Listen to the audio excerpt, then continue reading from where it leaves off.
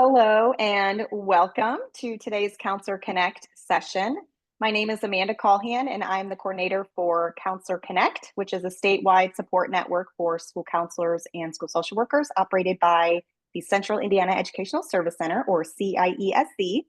I am excited to be joined today by two people from Evansville Vanderburgh School Corporation. We have Stephanie Crandell and Alma Dabrowski, and I'm sure they may introduce themselves a little bit more, but they are going to be sharing a little bit about building comprehensive counseling teams. So with that, I'm going to hand it over to them. I will link the slide deck into the chat so you can follow along. And per usual, we are recording this session in case you want to access this information later, rewatch it, or if you need to jump off early for some situation that occurs in your building. So with that, Stephanie, Alma, I'm going to hand it over to you both. Thank you. Thank you. Good morning and welcome.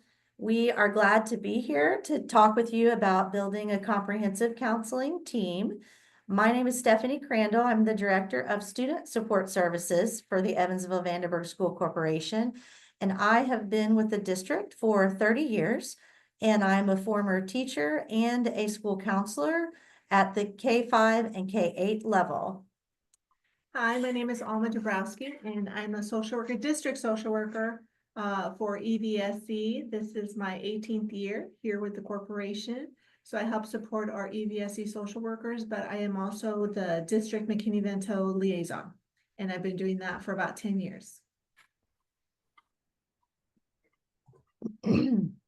So a little about ourselves, if some of you are not familiar where Evansville is, we're in the southwest corner of Indiana. We're pretty much close to driving everywhere if you want to live here, but that does put us in a different time zone, unfortunately, than the rest of the state. But you can see a little corner here in the tri-state because we're close to Illinois and Kentucky down at the bottom there. And EVSC, who we are, here's a little bit of information about our district. We are the third largest district in Indiana, and we have an enrollment of over about 22,000 students per year with 3,400 employees. Our district is a county-wide district, so all the city of Evansville is incorporated within our school corporation. We're a mix of urban, suburban, and rural areas. We have 40 schools, including 5 specialized programs that are listed there, and 5 specialized schools, excuse me, and 6 specialized programs. And our early education program is rapidly increasing as well. Okay, so we're going to talk to you a little bit today. You'll see the goals listed, and please put any questions you have in the chat at any time, because we do want to talk to you. As Alma has explained, our district is really large. So as we move into our presentation, we want you to understand that although our district is very large, and some of you may not be from a large district, some of you may be from a smaller district, but we understand how difficult it is to move the needle on this work, whether you're a large or a small district. It just looks a little different in each setting. So our goals for today, we'd like to identify student support team members in your school district, in your area. What does that look like in your district? And number 2, build a comprehensive counseling team. How do you do that? You know, even if you're from a large district with, we have 56 counselors, and you'll see later in our presentation what we're looking at. I mean, that is a difficult task to move, as well as you'll hear about the rest of our comprehensive counseling team and how we had to begin this process, and we're still in the process. And then number 3, identifying roles and responsibilities of the CCT, because what we want is to provide optimal supports for students and not duplicating services. So sometimes in larger districts that happens as well. Okay, I know there's probably only a few people on the call today as this is being recorded, but we'd really like to know from you that are on the call, what supports do you currently have in your district, so that we can understand what that looks like for you and then in your building. So we're going to share with you a QR code. So I think hopefully you all can see it. Just scan in there. You might be prompted to do something first. You can go ahead and skip it and just answer that. We really want to know in your building, what kind of resources do you have right now? It might just be a counselor. It might be just a social worker, some kind of behavior support. And that kind of helps us gauge where we are, because believe it or not, I think we've been through the whole scale of being resource rich and resource poor during this work.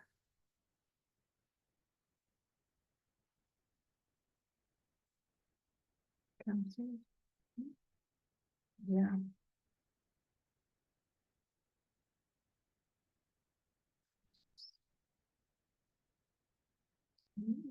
Okay, all right.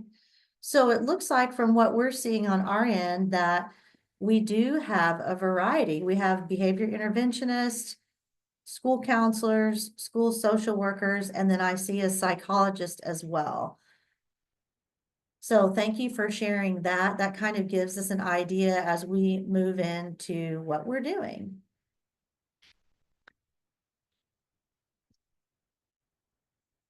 Okay, so we want to talk to you a little bit about where we were several years ago in our district. And like I said earlier, Alma and I both have been in this district 20, 30 years. And I was actually a counselor at a building that received the second social worker in our district. And you'll see in our slides ahead how many we have now. And there was a time that school counselors felt threatened by social workers. And unfortunately, those were some of my colleagues where I felt so strongly about having that extra support and collaboration. And so that was more than 25 years ago to where we are today. And so unfortunately, I feel like in my role, when I was in a building, I really was doing comprehensive counseling before it was a thing. And we have really come in our district from chaos to alignment. And this is probably our first year that all of our schools are doing school guidance curriculum. They're being held accountable, but we had Lilly funding many years ago. And so that started with Lilly probably 7, 8 years ago. So although we don't have funding any longer, we're still continuing to do the work. And that's kind of what we want to talk to you about today. Even if you don't have funding, you can still do this work and build this model so that it lasts long beyond when we, or you even leave in your role. So we just want to talk to you about where we were. And as far as the school counseling, you've probably heard this term before of random acts of guidance. And we really do truly feel like that's what we were doing in our district. And there were lots of silos and people were doing their own thing. We didn't have a full district school counseling curriculum, which we have now. We have a curriculum map. So we really needed systemic change. And that's the key of pulling your people together, whether you have one or you have 2 or 50, pulling them together and really working together on that work. And so that's kind of what led us to our comprehensive counseling team. As far as the social work piece, when I first came on with EVSC, the school district had received the Safe Schools Healthy Students grant. And that was able to help support having social workers in our building. That was through a collaboration with the community partner Youth First. There were some that were strictly district social workers, but the majority came with that partnership. So a couple of years later, the grant was over and we lost mostly all of the support there. I think we were able to keep the social workers in our high schools and our few district-wide social workers. So you go from a place where you have plenty of support to now for a few years, there's nothing. There's only a school counselor and a principal, sometimes not even an assistant principal, kind of helping to fill the gap and to respond to these students. Now, over time, we've gotten, through Youth First have gotten grants. And so we've built up having a social worker in every building. The same with expanding our EVSC only social workers in every building, so it's covered. So we've seen that fluctuation and change of our resources and what that happens. Again, having an outside partner is great, but they also have their own expectations, their own responsibilities for the organization. How do we work together when we do have that piece, and we have those that are working for this school district only, and what those roles look like, or what the responsibility is? What is that for those outside contract people and their support? So we have seen a little bit, we deal with turnover. We deal with, we move along this work and we get them and then they leave, or a different admin in your building. So we always have to worry about that and work with the resources. And like Stephanie had mentioned, we have to build that foundation so that we can move the work regardless of who's in that position and regardless of how many staff you have. So we have seen changes within the social work in our buildings, but we're very lucky right now that there is somebody in all of our buildings supporting our students in the social work role. When we talk about chaos, and some of you may be feeling this right now, as we've talked with people all over the state, in some levels, you're dealing with a lot of behavior and responding to behavior. And we're working through that in our district too, at different levels of school counseling and social work. So that's one of the things, we'll talk about too, because as you refine your roles and responsibilities and advocate for your profession, and they see that the importance of the preventative work and the models, then you can move away from that behavior. And so that's a difficult thing, I think, that's happening statewide, and the increase in mental health issues in students and trauma that they're experiencing. So we understand that component too, and we are dealing with that as well. So we just kind of wanted to give you an idea that this is a journey. And sometimes when we talk about a large district and all the things we've done, we don't ever want people to think this was an easy path, and we're still on the journey. But it's been difficult, but it's been amazing at the same time. We've seen some great gains, but obviously we've taken some steps backwards also with COVID and those things that have happened, and we've had to come back and deliver PD again and work with folks, and we're always building tools. So you'll see we started from the very beginning of looking at your gaps. And to us, that's the most important thing. You have to be realistic about the weaknesses and the gaps that you have. And we had to take a hard look at what are we doing, and like I said, if you have 3 counselors, how can those 3 counselors in your district come together? Or if you have 3 counselors and a social worker, whoever you have, bringing those people together to say, how can we do this better in supporting our students and families in our district? So as far as counseling and specific, there were some things specific to counseling because of our funding, and then we pulled in the other and began building a CCT. But you'll see in the beginning, we did address gaps. And the important thing too is that when you get buy-in in your district, align it to your district vision, the mission, the continuous improvement plan, MTMDSS, align it to things. Every district, small or large, has someone at the district level, whether it's right to your superintendent. And so you do have to advocate for what's right. And although it's scary sometimes, you do have to go to those people who are leading the work to have the discussions, but you have to know your work in order to advocate. So that's really important. So you'll see that, we looked at roles and responsibilities. We looked at our job descriptions. Some of our job descriptions were really outdated.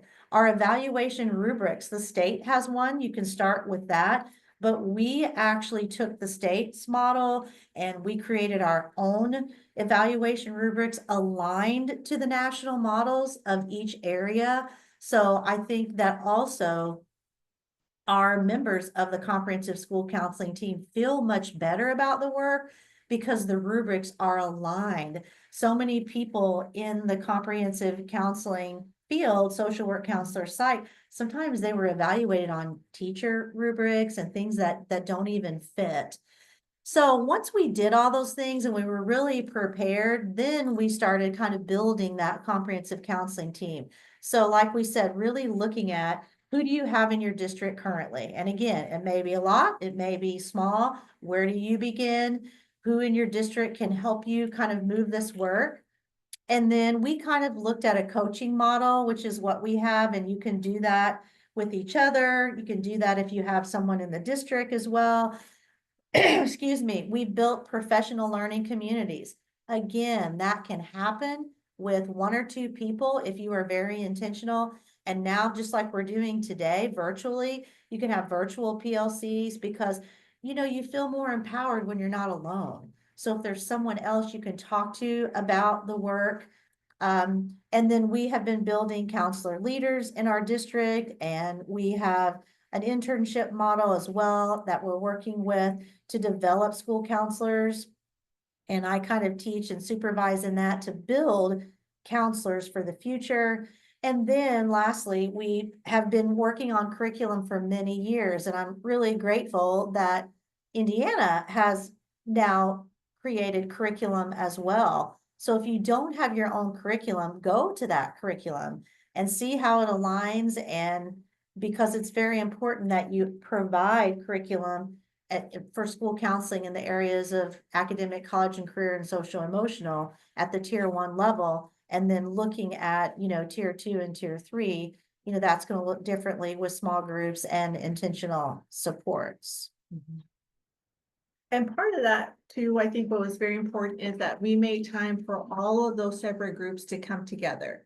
And so at least twice a year, we do have that whole team meeting of all school counselors, school social workers, school psychs, behavior support to come in so that we all hear the same message. If there's any kind of PD going on, we have all that audience together at least once a semester to give that information. And that's been very helpful, and I think very appreciated by the different staff. Because we do have some staff, I think sometimes that feel a little left out of certain things because of their role. So that helps us stay together and stay within our mission of what we want to do as a comprehensive counseling team. So as you can see here, we have our K-8, we have some K-5 schools, K-6 schools, K-8 schools, middle schools, high schools, innovative models on there. We have 10 EVSC social workers and that are strictly district social workers, and that's grown over the years. When I first came, I think we had like 5 and that's it. We thought that was just always going to decrease. But we've actually increased that opportunity. We have 34 social workers with our community partner of Youth First, 33 behavior support specialists. We also have added different positions through grants we've had. We've written for and received. One of those is attendance case managers that kind of really help focus that attendance piece with our students. And part of that also is early childhood and really establishing those connections with those families so that once they enter kindergarten and on, they have those relationships with the schools. And also, again, we've had really resource rich and versus resource poor. And sometimes even though on paper we have all these wonderful things, it is kind of hard to herd the cats all together to make sure that we're following what we're doing. Part of our work too with the social workers is we're in our building, we're going to do whatever our principal wants us to do. And we get complacent in that, and we have to maintain like what is our role, what is best practice, and really focus on that. There's going to be those times where it's all hands on deck, but really stay true to what our profession is, what our role is within each area, so that we not only show our value, but we maintain the work and we progress and we elevate all kids, and we show with data how well and how needed these positions are. And I think Alma said it well, in order to advocate, you really do have to know your profession. And I think that's so important and valuable as we work with counselors and social workers. We are continually helping them to understand what the national models are. And we're working on that in our district. We're working with district folks so that they understand. Principals don't understand what your role is unless they've come from that background. And so that's often a struggle. Like Alma said, principals want you to do what they think they need you to do and what you can do. And if you're a team player, you just do it. And so we struggle, I'm sure like you all do, where you get into a building and counselor, social worker, psych, they're just doing what they're asked to do because that's their boss. So the more you know about the role and the model, the better you can advocate for what it should look like. And we don't know where everybody is, on this continuum, but we've included links to each model, the school social work model, the school psychologist model, the ASCA national model, so that you can review that. If you do know the models well, then that's a great tool for you to advocate for really what it should look like. And you have to start small, sometimes. I mean, we really encourage our folks to meet with the principals on a regular basis. And even though you may be in a building where the behavior is very significant, and all hands on deck for that, but still you have to work towards that preventative and proactive instead of reactive. And so even with our school psychologists, one of the things that they have done, instead of just testing all the time, there are some of them that are really working within their skill set to provide some small groups and provide some assistance. And it's really difficult because they have to spend a lot of time in doing the psychoeducational testing. But when they step back and they do things like small groups, people really see their value and what their skill set is. So sometimes you have to step out and do a little bit more work to move the work, which is difficult, because I think sometimes it's a little scary thinking, oh my goodness, how am I going to get everything else done? But sometimes when you step out a little bit and do that, then you can actually move the work, and your administration sees the value, and looks at things maybe differently. So we always encourage to have those conversations, continue to talk. One of the things that we did this year, which is a first ever, which is amazing, one of our district leads who supports principals met with me because I reached out and I said, these are our goals. This is what we're doing in school counseling. And he said, okay, Stephanie, let's have every school principal and counselor turn in their administrative conference. It was amazing. They all turned in their administrative conference. It was aligned to their school improvement plan. The counselors were able to have the conversation of, this is what we can do together to meet these goals. And so it has been amazing. We met together, we reviewed it. It helped him understand better what things look like. So that's something you can definitely do with your principal, because when they see you're helping to meet the school-wide improvement plan and you have data to back that up, that is really impactful. And I think sometimes some of the social workers really didn't even know that there was a national, school social work model. They're all familiar with NASW, but this is more geared toward work in a school setting. And so I tell the social workers, this is great, not just for you to know and to have best practice, but again, to show your admin, this is what I should be doing. This is how I can be helpful. To show them not just doing some of these other work, which is important and falls within the scope of our work, but really moving forward and hitting those tier 2 interventions with the students, and still having that community background and resources with the families, but really, not just doing whatever you want to do just so for job security and keeping the admin happy, but really so you don't get burnout. So you're not complaining about, I'm not doing this isn't part of my job, but here I am doing it. This really does help give each of the professions, like, this is our school model, this is our rubric, this is how we can move the work forward. And it gives them just that extra tool that they have for themselves to grow within their profession and to really advocate for their role and maybe some changes in the school setting as well. And based on our poll earlier, it appears that some of you have all of these roles in your district or possibly in your school. So if you can pull those folks together and start having some discussions, that's where you can really move the work. And we're doing that even at the state level. We're bringing people together, and that's so important to hear what's happening and helping each other to move the work. So you'll see that we have some information on the Ask a National model, carrying the torch to student success, and ramp. And for EVSC, we did not have any of these things. If any of you have been around and you are familiar with Gold Star years ago, I mean, we had a few schools, but many of us worked on carrying the torch to student success, and it's an excellent program.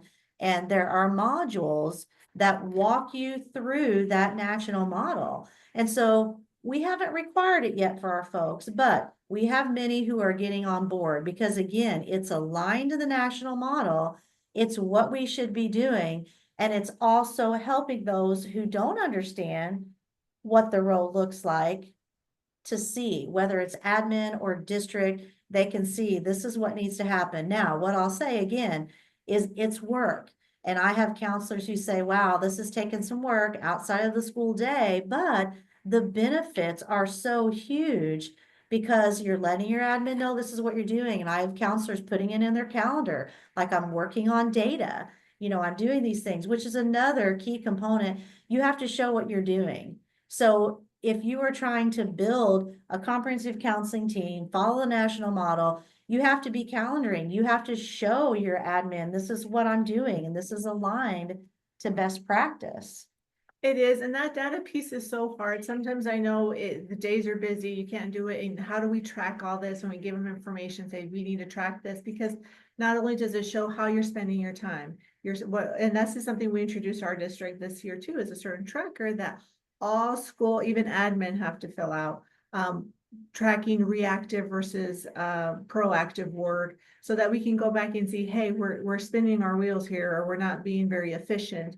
And sometimes we do get complaints and pushback from them saying we don't have time. And again, as a social worker, and this is one of the things in our profession, like if you don't document it, it didn't happen. How are you going to do that? How are you going to write your notes? And you might have to write them in several different places, but it's very important because again, it informs you of your work, of what you're doing. You can see trends with certain students, and you can validate that work to your admin to say, I'm spending too much time doing this. We need to change it because this is not how I could be most beneficial to the building. And this is something that could be helpful too if there's only one social worker for the whole district, to kind of track that, to kind of see what are we doing? How can we lead forward, knowing you might be the only social worker for the district and there might not be one in a particular school, but it's all to move that work forward. So data is very important, not just to get kids and to see what students should need certain interventions, but to see how they're spending their time and what work needs to change or what work needs to move forward so that we are all doing best practice work within our professions.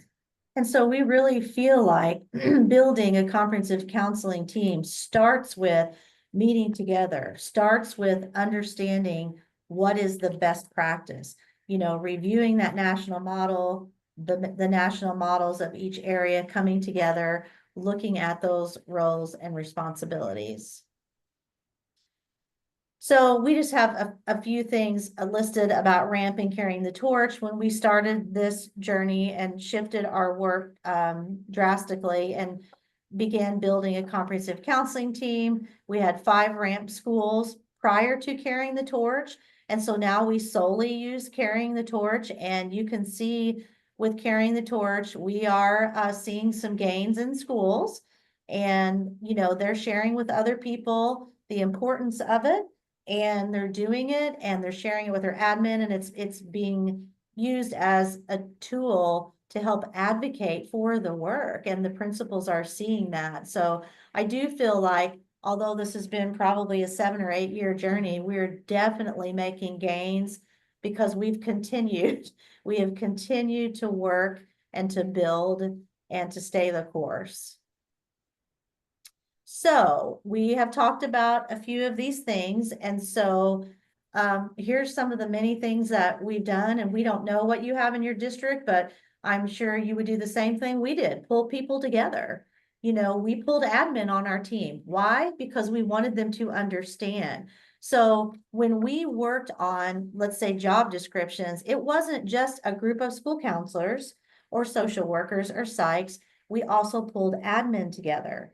And so, if you're in a small district, you pull a few people together and you talk about what that looks like, because we don't know, it looks different in every district, but we pulled all of the job descriptions from our HR. We took a look at that. Evaluation rubrics, again, we pulled admin on those teams as well, so they could understand the difference. And these are all things that move the work. And then also, Alma can talk to you a little bit about some activities we did once we came together and looking at roles and responsibilities. And again, this was a little bit tricky with us because we do have some that were just district EVSC social workers, and then we had some that are with our partner agency. So sometimes that doesn't align, even though we're both social workers. And the evaluation rubrics that we took, ideally has that, and why are we going to reinvent the wheel? Let's just see what it is and let's tweak it. It's overwhelming. I mean, it's a lot, the same for the teachers and counselors. And again, it's one of those like, yes, this isn't a perfect world.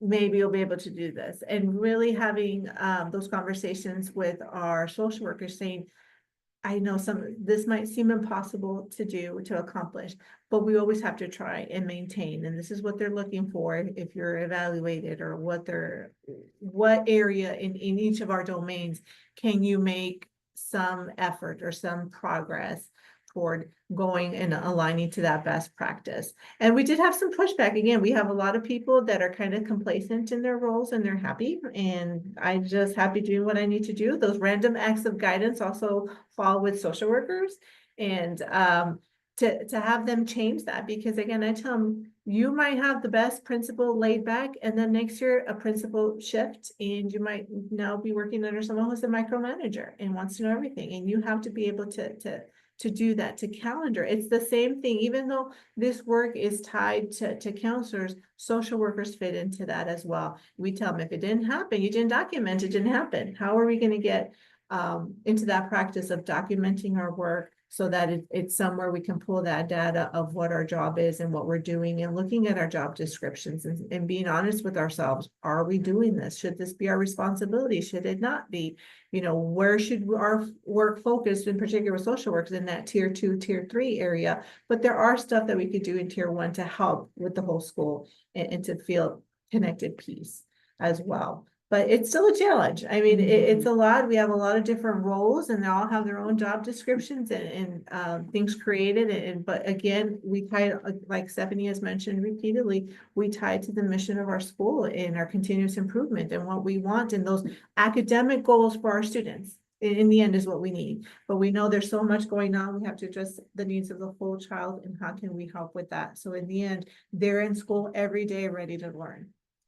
And one of the activities that we did with our comprehensive counseling team that you could even do within your school, depending on what you have in your district and in your school, what roles, is really looking at, what is it that I'm doing? Where do I fall in my work?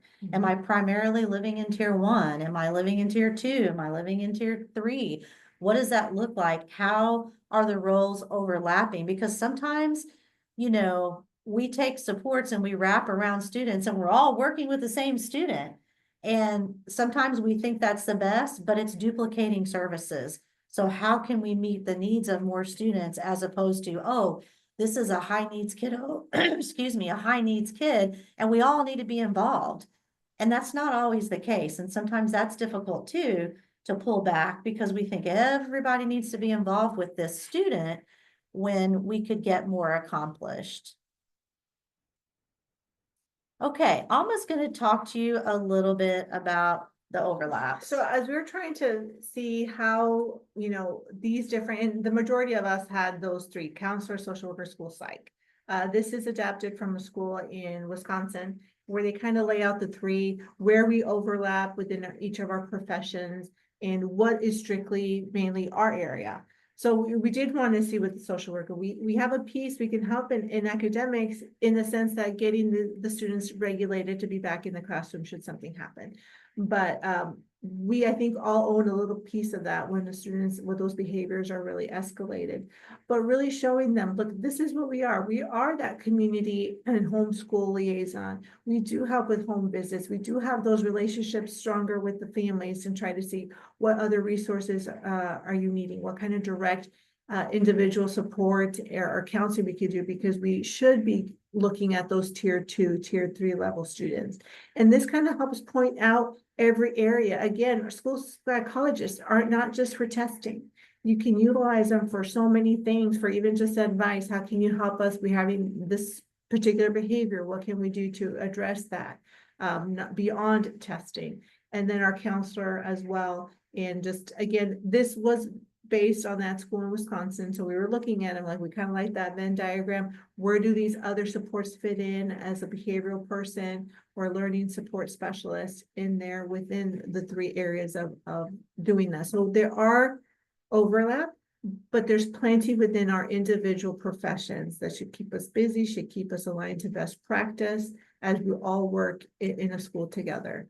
And so with that, we kind of did make one that more for EVSC, where we did the same thing and listed some of the direct services and indirect services a school counselor can do, a school social worker can do, a school psych can do, so that everyone is understanding our roles. We as ourselves, we stay in our own lane as well, and we move the work forward that we can help within the scope of our work in our profession. And so having this laid out this way, it makes it so much easier to kind of see where there is overlap, but where there is something distinct in each of our roles, and it's needed in every one of our schools. And you'll see from that Venn diagram, I'm going to go back for a second. There are some things in these areas that definitely, when you look at testing, you know, and that's listed there. Again, this is adapted and we just put it in here. So we're not saying that this is exactly what should be done. We're just saying that this is an example of some things that overlap. And you'll see in our document, we don't list the non-counseling duties. We don't list the things that shouldn't be there. This is a guide, and we created this, and it's on our school website, or it's on our district websites, and we utilize this when we have to pull it up, you know, and talk to different people or work with admin, so they can really see that for school counselors, it's, you know, here's the direct services, here's the indirect, the school social worker, as you can see, Alma has that laid out, the school psych, you know, we have listed there some of their strengths as well and what they can do. So this is, of course, when you get, you know, some of these things you may be able to do right away, and this may help you if you establish some of these things to share with folks.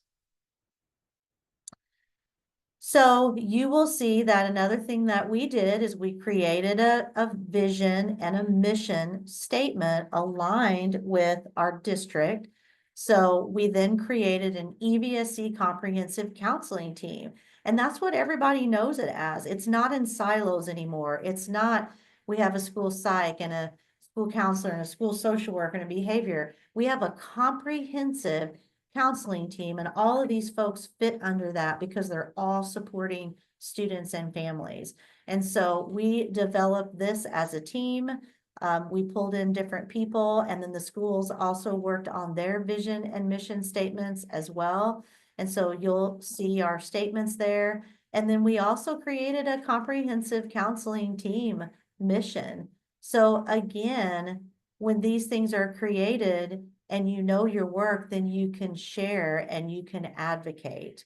And it does take time to build it, but once it's built, then you have it, and hopefully the work can continue. Yeah, and this, I mean, takes time just to come up with the mission and vision. I don't know how many times, how much time we spent on crafting this, because we kind of wanted to hit everything. Well, it would be in general, not just in a particular school. So this took time and a lot of input from a variety of people that work in our buildings, social workers, counselors, behavior people, but we also had some of our community college connection coaches part of that as well, to really see that. So this is a big task. I always think like, oh, let's make up a mission and vision. It should be pretty quick, and it doesn't. It takes a long time, a lot of drafts and refining to get the work. But again, that is a unifying aspect for all of our work, for all the CCT, to say this is what we stand behind. And again, it's taking us a long time to get to these steps, but it's very important to have each step done and completed correctly so that we can move that work forward and just laying that foundation.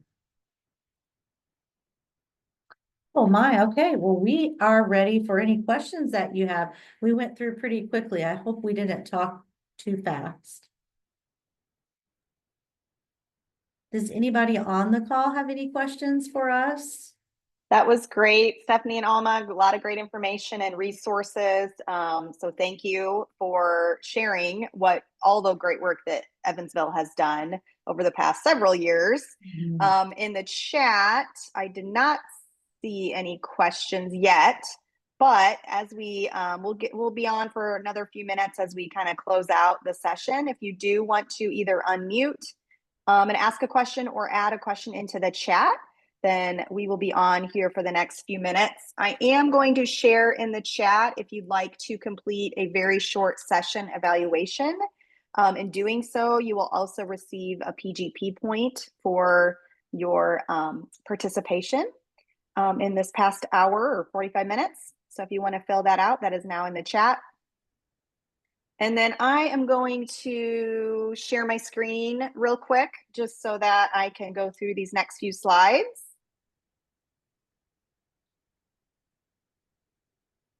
And then we'll continue to monitor the chat for any questions that may Looks like come we up. have a question, Amanda. Oh, yeah, great.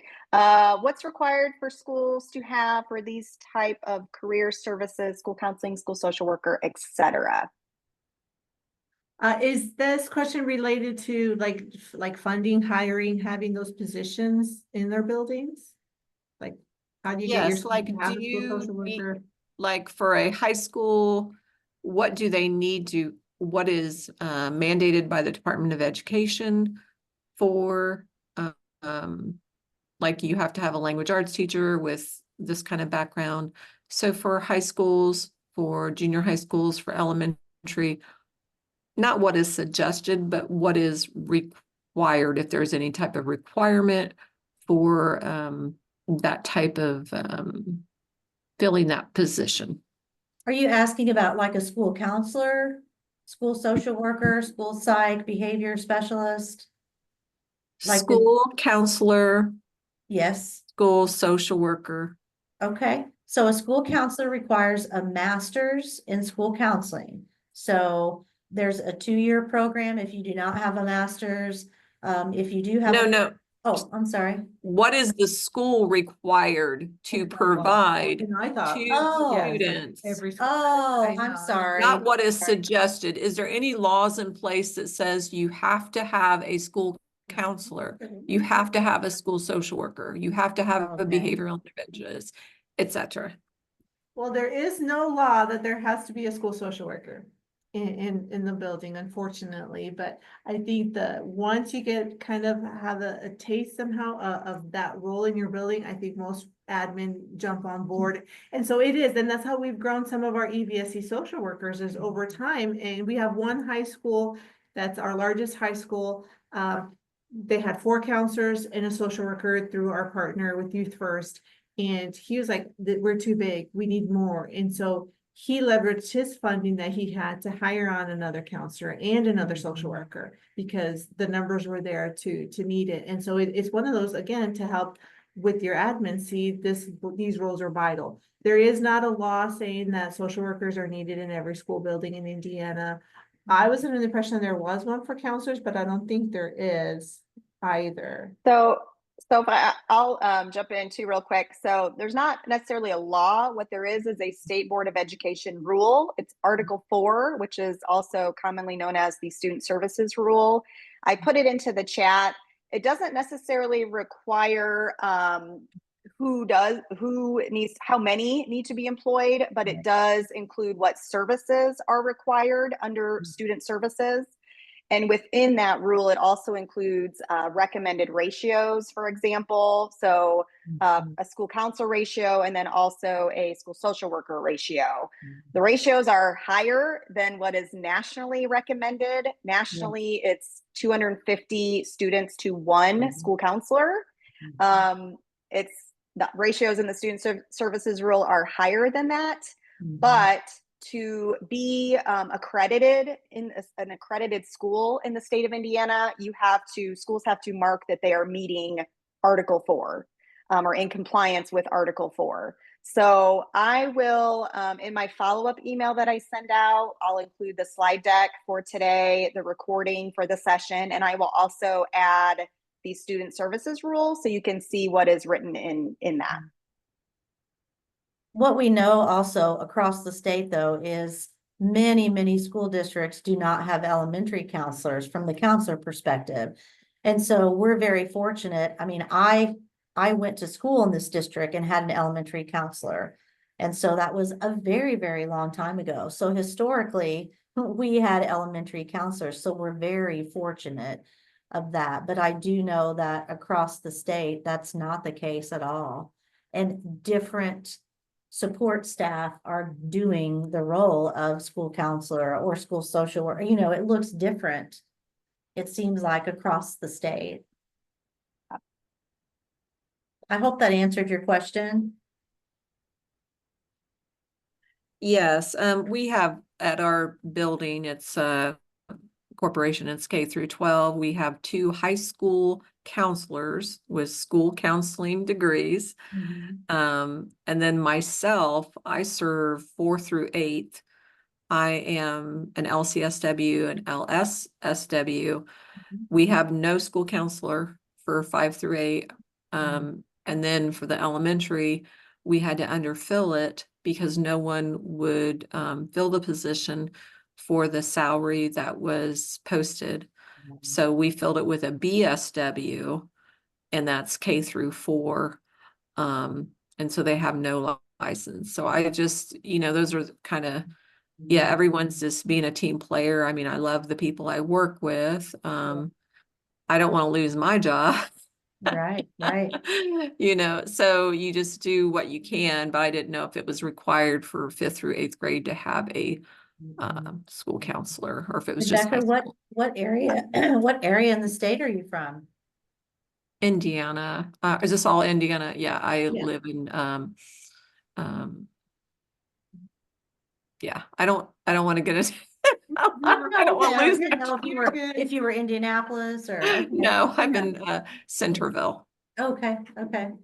You're fine. And Rebecca, Go ahead. go ahead. It's been kind of hard too, because even when we post positions and we hold true to, like, you have to have a master's degree in social work when there's a social work position available, a master's degree in counseling. We get all sorts of people without the do. credential applying for, and they go, oh, I have this, I have that. And I feel very fortunate to, we're like, no, we're not gonna to fill this role or whatever. And we've been lucky that we always do have a bigger pool to choose from, but to really say, no, this work needs to be done by a licensed master. Right, but they're paying someone 30,000 when teachers make 50.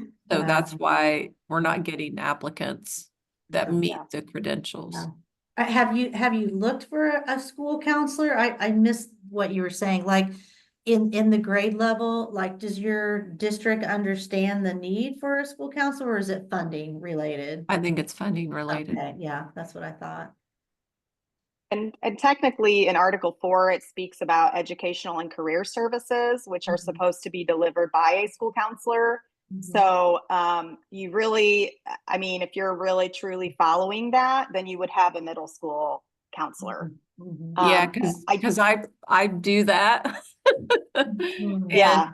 And then we also have our high school counselors come down and talk to our 8th graders, about transitioning to 9th grade. And then they just got a grant for a career coach too, who's going to be coming in and talking to students.